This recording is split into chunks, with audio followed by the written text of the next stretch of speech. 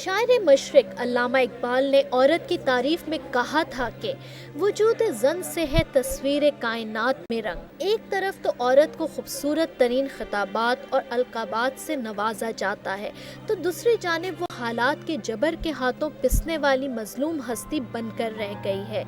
سماج میں عورت کی مظلومیت کی بے شمار داستانیں پھیلی ہوئی ہیں۔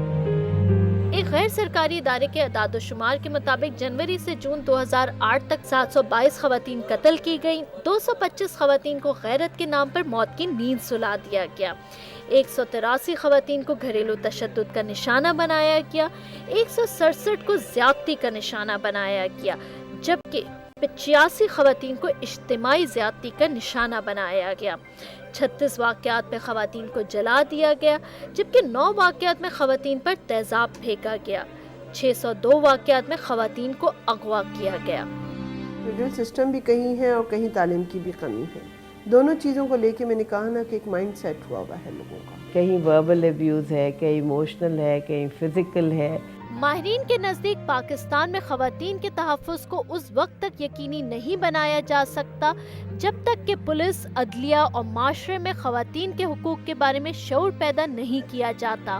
ہمارے پاس بھی قانون موجود ہے لیکن شاید بہت ساری گورنمنٹ نے ضرورت نہیں محسوس کی کہ ان کے اوپر عمل درآمد کرایا جائے۔ جرگے پنچایت سسٹم ہندوستان میں بھی ہے، لیکن وہاں پہ سارے فیصلے جو ہیں وہ پابند ہیں کہ جو اس ملک کا قانون ہے اس کے مطابق کریں۔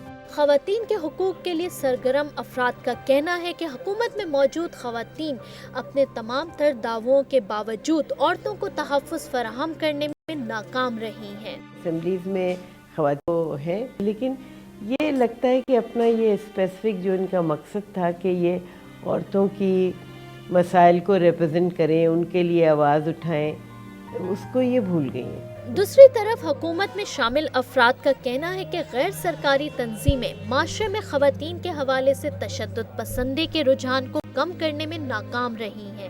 آیا اگر اس تیزی سے وہ این جی اوز کام کر رہی ہیں تو وہ کیوں نہیں منظر عام پر آ رہے ہیں، وہ کیوں نہیں نظر آ رہے ہیں، کیوں نہیں وائلنس ختم ہو سکی ہے عورتوں کے خلاف؟ انیس ہارون، این جی اوز پر الزام ہے کہ وہ خواتین کے حوالے سے کیسز کو منظر عام پر لا کر ان کو اچھالتی ہیں، لیکن ان کا کوئی مستقل حل جو ہے وہ نہیں دیتی ہیں۔